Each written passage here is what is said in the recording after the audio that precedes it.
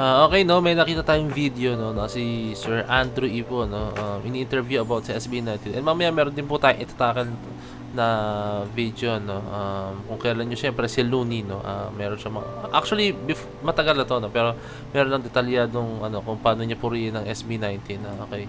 Dito mo tayo sa video po ni Andrew. So, very big shoutout po sa Pinoy Music Dimension, no, kanila po itong video na to, no. Congrats! Yung intriga, yung intriga kapag ang tama ng spelling ng intriga kasi Intriga. Hindi, ang Pwede po intriga, mag-intriga. walang E. Oh. Intrigo ha? Kasi Intrigo. po, Pag hindi intrigo ha, walang E. Okay. may isang politician. Hindi, sige go. May isang politician po kasi, di ba, ang nagsabi na 68 million daw po yung kinita niyo dun sa campaign. So what is your reaction about that? Ang reaction ko, nakakatulog ako na mahimbing. Okay. That's all. Yun ang reaction ko. So, it's nothing to me. It's nothing to me. So, yun ang aking sagot. Andrew, back to music, no? Ang uso ngayon yung P-pop and many P-pop groups rap.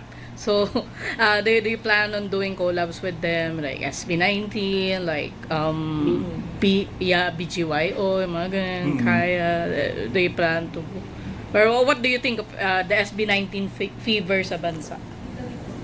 Ano again? SB19 fever sa bansa and P-pop fever.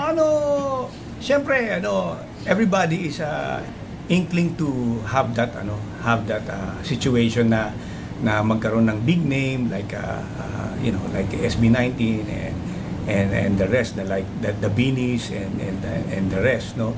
Lahat ng tao gustong magkaroon ng name na ganun kalaki so that they can also entertain and probably use their talent in accordance with their dreams, diba? Yes. So para sa akin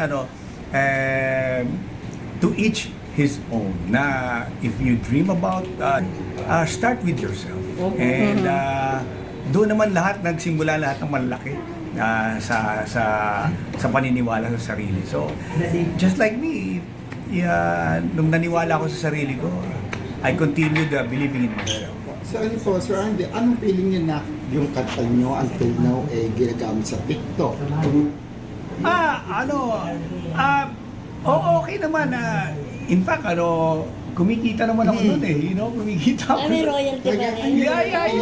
Yeah. Of course, malaki ang royalty noon that represent like quarterly for a year, di ba? So, every Sa mga hindi nakakalam guys, si Andrew E. guys, no, I think nakilala lang siya mostly ng mga tao dahil po sa kanya mga mainstream na kanta po, no, like yung Banyo Queen, Humanap Ka ng Pangit. Pero guys, kung alam niyo po yung history ni Andrew E., no, way back before, no, kahit po sila yung mga sikat na rappers ngayon like si Looney, Glock 9 guys, no, kilala po siya as Pooch po ang pangalan niya. Trivia lang guys, no, si Pooch, no, as in yung mga kantahan niyang before is talagang hindi yung mga mainstream na kanta, no, as in yung mga pang underground po talaga, yung tipo may mga diss track talaga siya, meron siya mga rap na talagang pandigdigan mo talaga yung lyrical ability niya, no. Ngayon kasi pumasok na si Andrew isa mainstream po talaga, no, which is talaga nakatulong po talaga sa kanya, no, sa career niya po talaga, no. And ayun, no, so isang legit po talaga na rapper po talaga si Andrew, kasi may mga nakita ibang comments na si Andrew hindi naman siya legit na rapper, ba't ganyan yung mga kanta niya, no? Pero legit na rapper talaga siya guys, as in, no? Sadyang pinasok niya lang po talaga yung mainstream talaga, yung mainstream po talaga, no? Kaya ayun yung nangyari. 3 months you get something. Bongo. To Facebook, to TikTok. Lahat siya na, basta Instagram, ginagamit. everything, parang gano'n. And then alam ko yan kasi, di ba, kumbaga, merong tinatawag na paycheck din yan . So, yun. Meron din pa. Yeah. So anong feeling? Ang dami natin rapper na dumating, pero nakawala agad, pero kayo until now. The secret of longevity in Kayo show pa rin, business. Like me. hanggang doon ka na, hindi ka tatayo, kagaya. Hindi kasi syempre Do you have pa? Do you have extra? and in love with people Yes. who they can relate to. Pag ang Pilipino nakaka-relate, love na love nila yun, hindi mo mayaalis yun. Walang iniwan dun sa Shoutout sa camera, diba? tutok na tutok naman sa mukha ni Andrew E. Hindi ba Lapitan mo kapag pa. hindi ka sanay sa steak, kunyari lang, no? Hindi ka sanay sa steak, di ba parang pag nakakita ka ng steak, parang baliwala lang sa'yo, di ba? Pero kung sanay na sanay ka naman sa tuyo, di ba? Binibili pa lang yung tuyo, takam na takam ka na. Kasi you can relate. Na yun yung staple food namin, you know?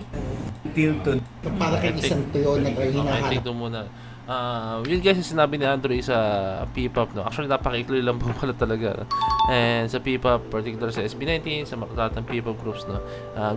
Generalize na lang po niya talaga, no? And then, ibig sabihin niya dun guys is, lahat naman tayo may kanya-kanyang break, no? As in, no? So, kumbaga alagaan nyo. So, siya, nagkaroon siya ng break niya, inalagaan niya, no? And then, ngayon, kanya-kanyang era lang po yan, no? So, ngayon, panahon po ng P-pop, panahon po, syempre, SB19. And ang nakikita naman natin ngayon, so far, guys, so, inaalagaan po talaga ng SB19 yung kanilang career po talaga, no? As in, no? Napakagaling nila kung paano nila in-handle po yung kanilang fame, hindi lumaki yung ulo nila, no? And, ayun, nagtuloy-tuloy lang po. And then, every release nila ng kanta, every performance, talagang nag-step up po talaga, no? Hindi sila yung tipong stay put lang sa kanilang comfort zone po talaga, no? Okay? Okay, no? Balikan natin yung video po ni actually hindi ito video, no? Clips lang, I mean screenshots po ito, no? So yeah, may kita, no, kay SB19 Ken Bias po ito, no? And then grabe itong si Pablo, no? So pinuri talaga siya ni Looney. So mga hindi nakakalam guys, Looney, ang turing sa kanya ngayon sa music industry po is hari ng tugma po, no? Hari ng tugma po talaga, no? Kasi pagdating po talaga sa tugmaan, as in, no? Kung alam niyo yung multi, every word, kunyari bumuka na isang sentence, yung isang sentence na yan, yung syllable niyan guys is kailangan magkaka-rhyme po talaga per word po talaga, as in, no? Hindi naman yung eksaktong word, pero yung syllables niya guys, yung a, e, i, o, u, no? So talaga nag-rhyme. So multi po talaga, tugma yung every word. May mga ganong linya si Looney, as in parang naka na sistema niya po talaga, no? So nabilib siya kay Pablo guys, so dahil aware si Pablo, knowledgeable siya pagdating sa pagra-rap, sa pagkanta po talaga, no? As in, no? And then may kita mo dito, no, may sulat dito is die hard hip hop ako ni Looney fan and Looney fanboy ako. Di ko talaga trip SB9 dahil feeling ko pop sila, no. Pero eye opener tong interviews background ni Pablo. Try ko nga makinig sa mga kanila. Sa akin underappreciated ko itong SB19 kasi hindi ako maka-genre nila, pero habang tumatagal dinodominate nila yung eksena. Hanggang international umabot na sila. Nakilala ko na rin isa sa mga miyembro nito. Pasok na pasok sa solo artist, tapos pinagsama-sama pa, no. Napaka-solid din po talaga, no. Yan. Isa din ako sa dating nag-comment na like kung blank ang SB19, no. Yan, SB19, no. Pero nung napanood ko to, nag-iba pa na ako dahil especially kay Pablo Saludo SB19. Not a fan ng SB19 or Pablo, pero nice nakuha niya respect ko sa pagiging hip-hop artist, no. Pinuno. Not a fan ng SB19, no. Okay. Uy, thank you. Though deliberate siya. Ayun yung beauty ng music and poetry. Walang rules, pero try na kantahin kapag di nang ginamit. Hindi siya maganda or hindi siya magiging madulas sa pakinggan, no? Instead po na focus dahil dun sa yung visa. Kaya karoon siya ng diin sa gitna dahil di sa sounds, no? So ayun guys, no, alam mo yun, from an artist like Looney po talaga, no, na talagang yung music industry, yung rap music, tinuturing siyang hari ng tugma, no. Nagulat siya, no. Kung napanood nyo yun guys, yung break it down niya together with Pablo, no, talagang sobrang sarap panoorin dahil si Pablo sobrang knowledgeable din po siya, no?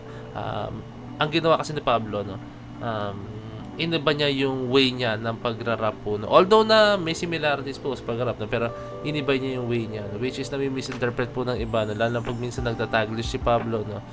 Sanay sila pag dapat Tagalog pure, Tagalog lang, pang English pure, English lang po, no?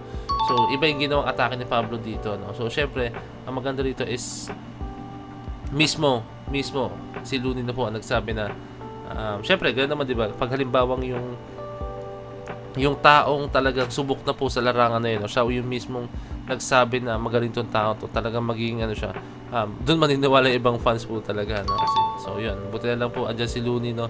And pinarating niya po talaga sa mga tao na sobrang worth it and sobrang talino po talaga ng SB19, no? So yun lang guys, I hope na enjoy itong video to, no? And tingin pa tayo na ibang mga updates sa ating mahalima, no?